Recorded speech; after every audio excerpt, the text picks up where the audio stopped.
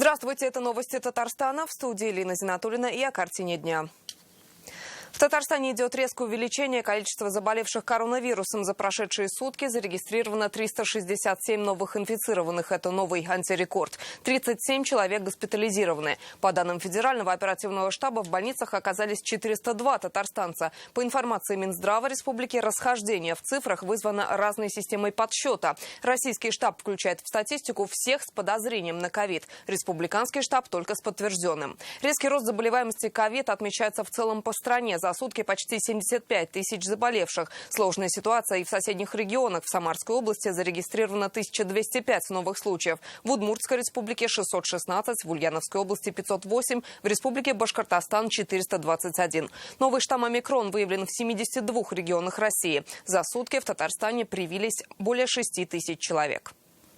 В провизорный госпиталь РКБ ежедневно обращаются до 130 человек, и это число с каждым днем растет. Жалобы схожи с ОРВИ. В красную зону ежедневно попадают до 50 человек. Мощность госпиталя более 400 коек. Сейчас развернули 240, и занято уже каждое второе место.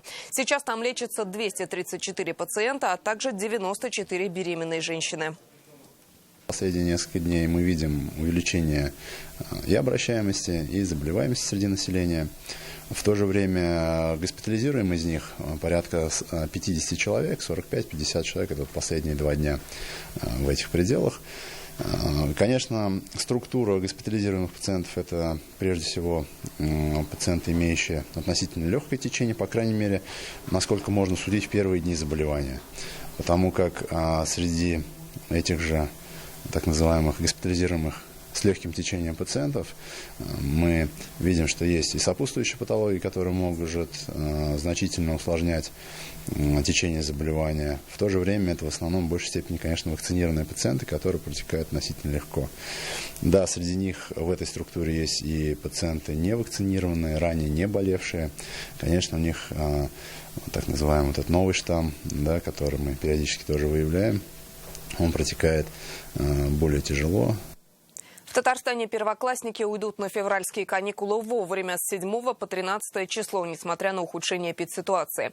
На стандартные весенние каникулы определены даты с 28 марта по 5 апреля. Однако в связи с локальной заболеваемостью в каждом учебном учреждении могут изменить сроки каникул по рекомендации Роспотребнадзора.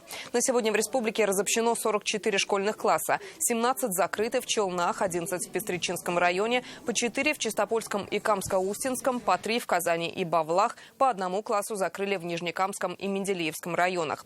Полностью закрытых школ в Татарстане нет.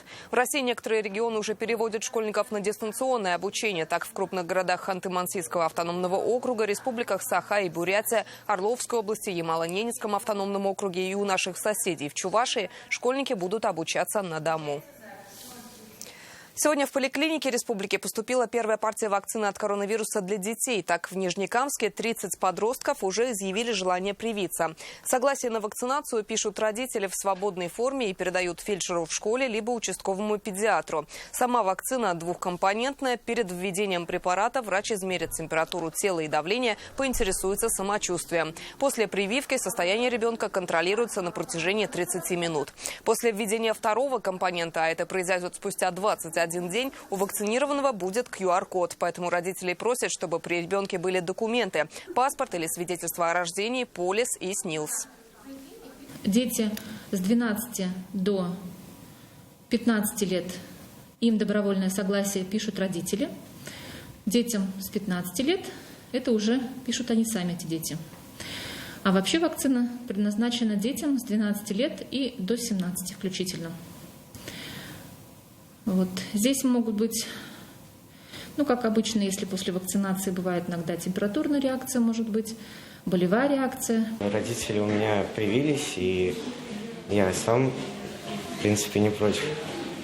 Потому что, все же перенести после вакцины, считаю, легче, чем заболеть. В Татарстане могут отменить диспансеризацию населения. Это связано с перегруженностью системы здравоохранения. С конца прошлой недели во всех регионах России наблюдается резкий рост заболеваемости ковид. Поликлиники переполнены. С понедельника диспансеризацию приостановили в Санкт-Петербурге, накануне в соседней Башкирии и в Ставрополье. Сегодня в Нижегородской и Мурманской областях. Как нам сообщили в Республиканском Минздраве, сейчас вопрос отмены диспансеризации рассматривается, но окончательного решения пока нет. Рождаемость ниже, смертность выше. Сегодня Минздрав Республики подвел итоги очередного пандемийного года. Как отметили, смертность в Татарстане выросла на 11%. Одна из основных причин – коронавирус и его последствия. Из-за ковида увеличилась и материнская смертность при родах. Сегодня Рустам Минниханов поддержал решение о строительстве нового перинатального центра в Казани. О проблемных точках Минздрава Рамиль Галиуллин. Под ваши аплодисменты, конечно же. 84 новых авто. Все сегодня передали поликлиникам Казани. Транспорт столичным медикам вручает Рустам Минниханов. Первичное звено это сегодня получило самую большую нагрузку. И нам надо быть оперативными, быстрыми. Это огромное испытание для системы здравоохранения. Тьфу-тьфу. Мы справляемся благодаря вашей работе. От новых машин зависит качество работы и оперативность первичного звена. Проект по его модернизации продолжится. Построены 12 больниц и поликлиник, 27 капитально отремонтированы. Все оснащены современным медицинским оборудованием и автомобилями. Самый главный удар принимает первичное звено, это участкового терапевта. Мы стараемся сейчас у температурных больных уже больше обслуживать на дому. Это выезд участкового терапевта, назначение лечения, забор мазка. Второй год пандемии стал еще более сложным, но система здравоохранения выстояла, отметили на коллегии. Ежедневно на передовой 17 тысяч медиков. В пик эпидемии развернули 7,5 тысяч коек. Но пандемия отразилась на демографии. В Татарстане на 11% выросла смертность, хотя цифры самые низкие в ПФО. Среди основных причин – болезни системы кровообращения, коронавирус и онкология. Структура смертности по возрасту в 2021 году не претерпела значительных изменений. На 3% выросла смертность среди лиц трудоспособного возраста. Наиболее высокие показатели смертности среди трудоспособного населения зафиксированы в Новошишминском, Верхнеусонском, Мензелинском, Сармановском и Кайбецком районах. Да, рост общей смертности населения – это серьезный вызов для отрасли. Выросла материнская смертность, говорят на коллегии, также из-за коронавируса. Как отметил Марат Садыков, количество беременных с высокой группой риска ежегодно растет, как и число недоношенных малышей. При этом мощности перинатального центра на базе РКБ не хватает. Республике нужен еще один. Рустам Минниханов просьбу министра поддержал. Рождаемость здесь объективно есть причина, тем не менее мы пока не все делаем. Надо нам посмотреть, где какие у нас резервы. Решение по перинатальному центру тоже принято. Задача на этот год – врачам стать более доступными для жителей. Как отметили на коллегии, татарстанцы часто не могут записаться на прием. И пандемия здесь – неуважительная причина. Мы сделали комплексный анализ обратной связи населения в сфере здравоохранения. Изучив основные тренды, пришли к неутешительным выводам. Граждане регулярно сталкиваются с невозможностью записаться к врачу онлайн. Часто люди не могут найти информацию о контактных данных лечебных учреждений. Отдельный информационный тренд – невозможность дозвониться до скорой помощи. Для победы над ковид нужен 80% коллективный иммунитет. Сейчас он на уровне 77%. Упор на вакцинацию. Привиться можно в 170 пунктах республики. Берегите себя. Прежде всего вы. Нас-то можно заменять, а вот вас сложно будет заменять. Президент поблагодарил медиков за работу и вручил им государственные награды. Рамиль Галиуллин, Адель Мендубаев, ТНВ, Казань. Меньше года потребовалось строителям республики, чтобы построить в Казани крупнейший лечебно-реабилитационный центр. Он будет работать на базе 7-й горбольницы. Здесь могут поправить свое здоровье пациенты «семерки» и жители столицы. Возможности клиники сегодня показали президенту. Это не просто лечебный корпус, а комплекс для восстановления здоровья с рекреационной зоной у озера Чайковое. Поздравляю всех с хорошим событием, с хорошим зданием. Символический ключ вручен, значит, центр открыт. Какие условия создали для пациентов, Рустам Минниханов проверяет лично. На строительство и оснащение 1 300 000 000 рублей. Мы будем оказывать помощь пациентам, которые пережили инсульты, инфаркты, у которых поражение периферической нервной системы, так называемая соматическая реабилитация, и поражение с опорно-двигательными аппаратами, и самое, что немаловажное, пациенты, которые перенесли COVID-19. Центр оснащен самым современным оборудованием. Роботизированные системы для восстановления навыков ходьбы, транскраниальная магнитная стимуляция с нейронавигацией, программа когнитивной реабилитации, залы физкультуры и спорта. Пациент закреплен с дефицитом движения рук и ног, и совершенно четко у него очки виртуальной реальности, где у него недостаток дефицит движений, и ему именно на эти мышцы, например, дается задание. Да. Здесь телевизор, все, кислород, вся подводка. Для комфортного пребывания специально зонально ограничили еще пребывание пациента на кровати. Центр рассчитан на 147 коек с возможностью расширения до 300. Есть даже умная палата, где пациенты с ограниченными возможностями восстанавливают способности управлять бытовыми приборами и светом. Сложный процесс. Сколько времени надо, чтобы научиться управлять? Я думаю, в принципе, за один день можно обучиться. Летом реабилитации можно проходить в прилегающем к центру парке у Малого Чайкового озера. Его открыли в прошлом году. Здесь баскетбольная площадка, современные тренажеры, зона для лекций и мастер-классов. Вокруг озера беговая дорожка. Парковая зона полностью оборудована для людей с ограниченными возможностями. Иван Сарафанов, Адель Миндубаев, Давид Абдулин, ТНВ, Казань. Следственный комитет республики начал проверку по факту падения шкафа на ребенка в Заинской центральной больнице. После падения мебели 5-летний малыш получил сотрясение мозга. Как сообщили в Минздраве республики, сразу после ЧП ребенка обследовали, и в госпитализации он не нуждался. Состояние пострадавшего стабильное. По недосмотру мамы ребенок открыл шкаф, начал кататься на нем и уронил, опрокинул этот шкаф. Шкаф небольшой, 1,40 м, он детский, специально разработан для детского отделения. Мы буквально в тот же день зафиксировали все шкафы, хотя это не предусмотрено санитарными нормами и правилами, но за 4 года вот как бы это такая ситуация совершенно неожиданная, что такое можно, но мы исключили, это, чтобы больше это не повторилось. По данному факту следственными органами Следственного комитета Российской Федерации по Республике Татарстан проводится доследственная проверка. Выясняются все обстоятельства произошедшего. По результатам проверки будет принято процессуальное решение. Вода, которая пахнет. Жители села Туктар Альметьевского района уже несколько лет вынуждены набирать воду только из родника. Водопроводно непригодна даже для стирки и полива огородов. Нитриты превышены в 6 раз, железо в 10, жесткость в 4 раза, хлориды выше нормы вдвое. Это показали лабораторные исследования. Почему из кранов течет таблица Менделеева, когда обострилась проблема и кто будет ее решать? Филюза Хамидуллина разбиралась в ситуации. Вот у нас вода пахнет и невозможно пить. Фарида Набиуллина в селе Туктар живет уже больше 10 лет. У них во дворе свой колодец. Вода всегда была прозрачной и вкусной. Раньше вода из родника текла вкусная и в колодце качественная. Проблемы начались в 2014 году, когда недалеко от деревни поставили нефтяные качалки. Вода пахнет, временами мутная, не то что пить, даже на хозяйственные нужды брать опасно. Она говорит, неоднократно обращалась в разные инстанции. В 2014 году Роспотребнадзор провел лабораторные исследования проб воды и пришел к выводу, она не соответствует санитарным нормам. Результаты пробы ждала недолго. Там написано было, что даже на хозяйственные нужды нельзя пользоваться. Это и понятно было. Потом с этими документами я пошла в прокуратуру. Там сказали, что нужно обращаться в республиканскую. Хлориды у нас должно быть 350. А результат показывает 563. Такая же ситуация почти в каждом доме этого села, рассказывают жители. Назима Зарипова говорит, пробу воды в прошлом году отнесли на исследование в лабораторию. Показатели нитритов превышены в 6 раз, железо в 10, жесткости в 4 раза, хлориды оказались выше нормы в 2 раза. Не то, что там пить, даже зубы чистить невозможно. Только у нас для канализации она идет. Это стирать невозможно, посуду мыть невозможно. Запах отвратительный. Чем она пахнет, непонятно. Автомат воду греет бойлер. Вот это уже 2 автомата поменяли. Что стало причиной ухудшения качества воды в этом селе? Мы обратились в Роспотребнадзор. Как нам пояснили, из села Туктар никто с претензией к ним не обращался. Если поступит обращение, они готовы выехать на место.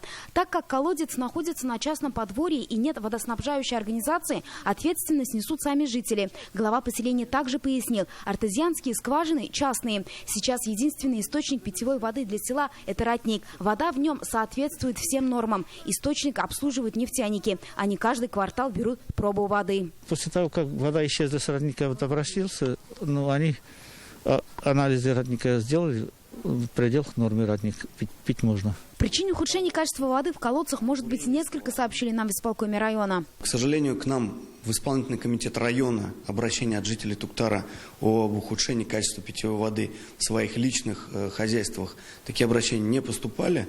Конечно же, при обращении мы всестороннюю проведем, так скажем, экспертизу, привлечем различные службы для поиска источника загрязнения. А скважины, которые на небольшой глубине откачивают воду, здесь могут быть очень много источников загрязнения, потому что здесь это верховодка идет, тот же самый тает снег и так далее. То есть зона питания может быть загрязнена. Где она находится, немножко сложновато сейчас прям сказать. Туктар – село маленькое, здесь порядка 30 домов. Центрального водоснабжения нет. Если проблему с колодцами не удастся решить, сельчане могут участвовать в программе самообложения. На эти деньги провести водопровод. В 2021 году на средства самообложения и жителей и при поддержке республиканского бюджета мы свыше 15 миллионов рублей освоили именно на приведение в нормативное состояние системы водоснабжения в наших населенных пунктах. В прошлом году в Альметьевском районе качественной питьевой водой обеспечили 27 населенных пунктов. Филюза Хамидуллина, Эрик Хабибуллин, ТНВ, Альметьевский район.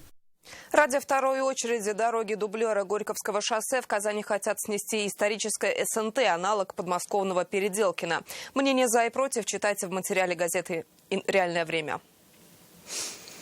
Год цифровизации наступил. Какие изменения он внесет в жизнь татарстанцев, обсуждали сегодня на коллегии Минцифры. О значимости события говорит тот факт, что на заседании присутствовал Рустам Минниханов и все правительство.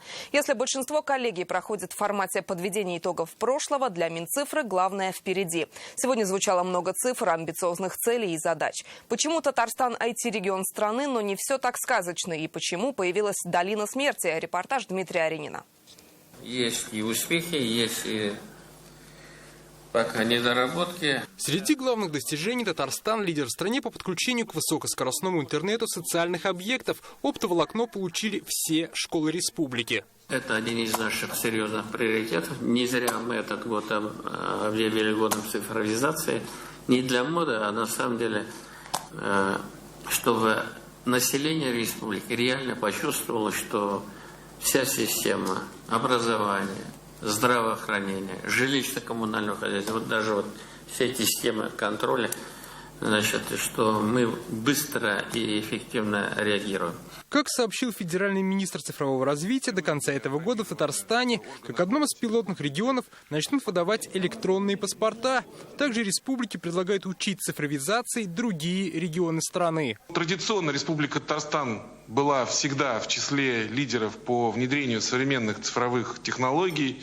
Многие решения, которые впервые были опробированы в органах власти республики, потом широко внедрялись по всей стране. Достаточно вспомнить электронный документооборот. Мы считаем, что в принципе можно создать в Татарстане региональный центр компетенции по цифровизации и оптимизации региональных муниципальных услуг.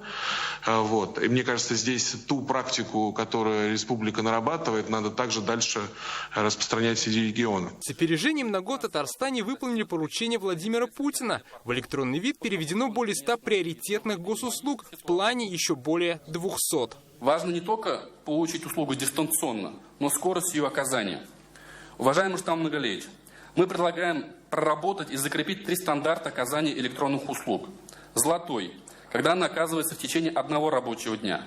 Серебряный в течение 3 и бронзовый в течение 10 рабочих дней. Это не просто показуха, то есть сегодня запись врачу, вот у нас цифровая услуга. Нет, надо работать очень серьезно. Здесь резерв очень большой. Как доложили по итогам года, в Иннополисе выросло и число компаний, и выручка от их работы. Но у Рустама Минниханова возник ряд замечаний. Конечно, Роман, должен быть не просто там бизнес-центр, а должны сидеть разработчики, должны разрабатывать новые программные продукты. И есть там немножко у вас это еще... Немножко надо изменить работу IT-парков. но и усилить работу университета. Мы готовы поддержать. С критическим замечанием на коллегии выступил и Рифкат Миниханов. Он обратил внимание, что в стране и республике слабо развито технологическое предпринимательство. Система инструментов поддержки технологического предпринимательства используется только на ранних этапах жизненного цикла венчурных фондов. Ну, конечно, это в первую очередь связано из-за средств. Возникает разрыв финансирования проектов на различных стадиях жизненного цикла, так называемая долина смерти, где сегодня заканчивает свое существование до 90% всех стартапов. Если вы скажете, что это голословное объявление, понятно, что не на пользу какой-то части КФУ, наверное, как-то отличается в этом плане, но в целом та статистика, которой мы владеем в рамках работы венчурных фондов, показывает, что не так у нас сказочно, как на самом деле. Рифкат Нургалиевич сейчас сказал правильно. Нужно стимулировать предпринимательство. Работа по найму – это хорошо, но хотя бы 10-15% выпускников точно должны быть предпринимателями со своей новой идеей. Все. Вот это надо прямо их стараться максимально стимулировать к этому. Наша страна иначе не выживет. На развитие цифровой инфраструктуры в этом году в Татарстане выделено 1,5 миллиарда рублей. В планах Минцифры создать киберполигон для отработки борьбы с мошенниками, запустить единый контакт-центр для медучреждений и, как предложение, организовать в Татарстане экспериментальный правовой режим для криптовалюты.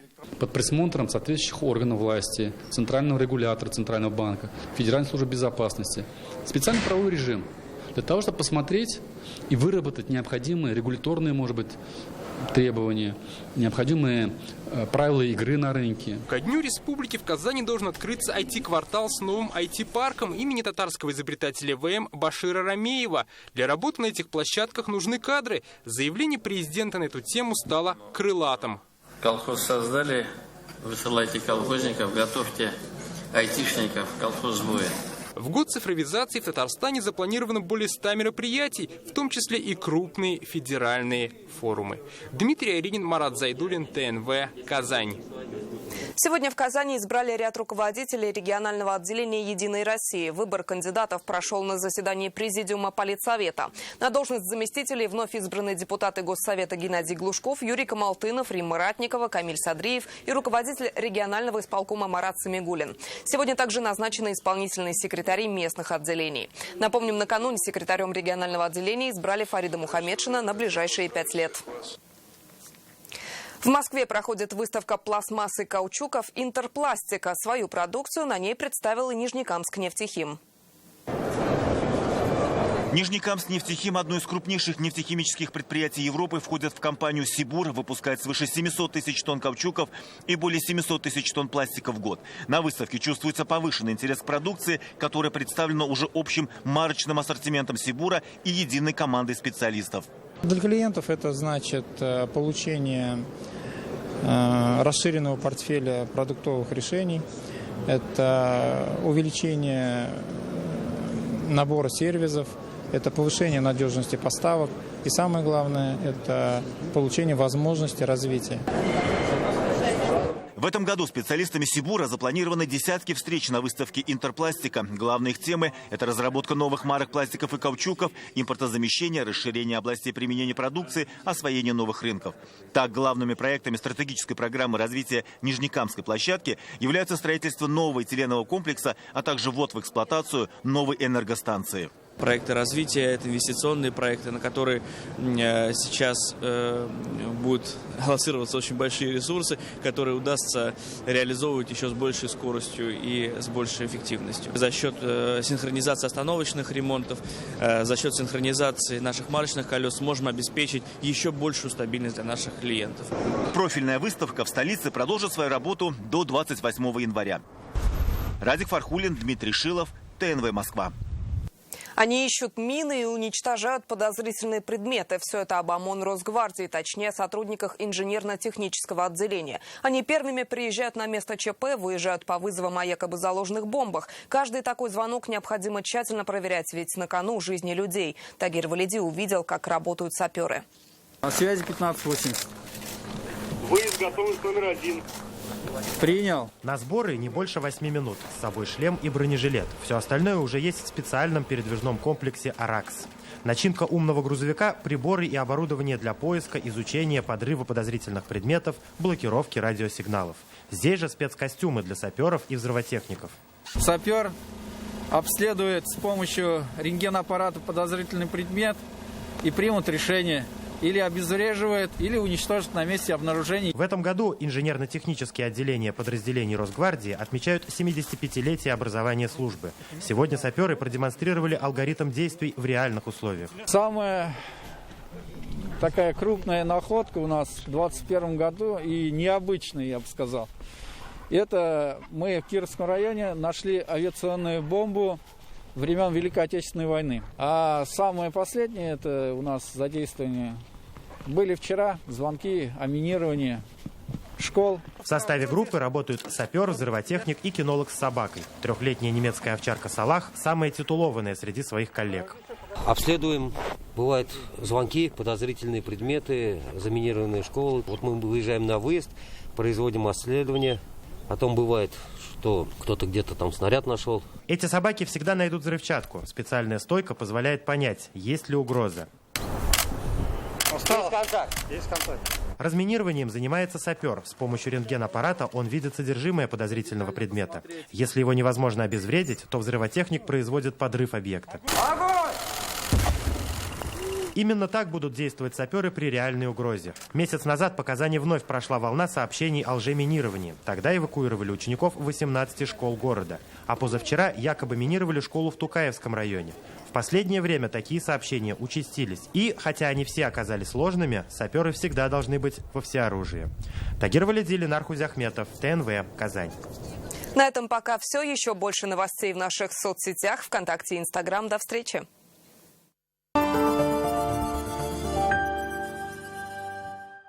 Серьезные подарки на АЗС «Лукойл». Заправляйтесь и выигрывайте запас топлива на месяц и один из 30 автомобилей Mercedes-Benz. 30 – это серьезно. Хирургическое лечение в стационаре «Здоровье семьи». Высококвалифицированные хирурги. Современные операционные, комфортные палаты. Казань, 2-я юго-западная, 35.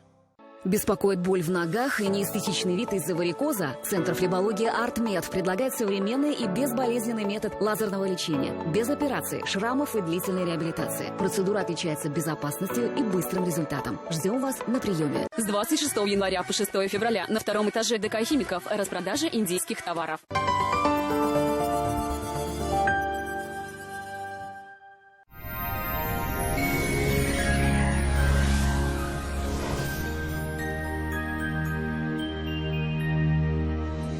Здравствуйте! Погода в наших краях пока стабильна, и изменений в ближайшее время ожидать не стоит.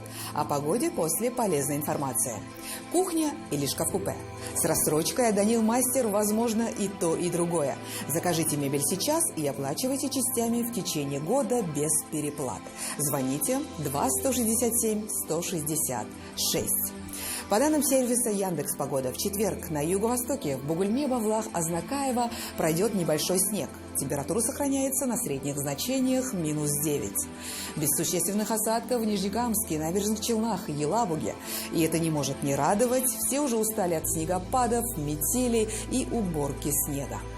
Переменная облачность и небольшие осадки в Агрызе, Менделеевске, Актаныше, -9 на термометрах. В Арске, в Кукмаре, Балтасе синоптики обещают также небольшой снег и умеренный мороз около 10 градусов. Без существенных осадков и переменная облачность в Болгаре, Држаном, Буинске. Тут около 11 градусов ниже нуля. В Чистополе, в Альметьевске, Мамадыше будет облачно, с небольшим снегом и около 9 мороза. В последующие дни сохранится такая же погода. Ночью и в утренние часы ожидается туман и плохая видимость на дорогах. Будьте предельно осторожны. Федеральная сеть медицинских центров «Доктор Ост» лечение самых сложных заболеваний позвоночника и суставов без боли и хирургического вмешательства. За 12 лет в 10 городах России врачами клиники отменено более 70 тысяч операций. Лучший протез – тот, что остался в упаковке. Мы беремся восстановить сустав даже на стадии некроза. Без операции, с помощью одного укола. Приходите в «Доктор Ост». Убедитесь, вернуть сустав к жизни можно в любом возрасте. Санчи – сокровище китайской традиционной медицины. Дает энергию, укрепляет иммунитет, повышает качество сна, улучшает самочувствие, способствует снятию усталости. Санчи – источник энергии и долголетия. Спрашивайте в аптеках Фармлет. Телефон для справок 8 927 236 71 75. О погоде в столице. В Казани переменная облачность без существенных осадков. Температура воздуха около 10 мороза. Ветер южный слабый. Атмосферное давление составит 756 мм ртутного столба. Влажность воздуха 86%. Магнитное поле Земли спокойное. Самое время наслаждаться комфортными для самочувствия днями. Будьте здоровы и чаще гуляйте на свежем воздухе. До свидания.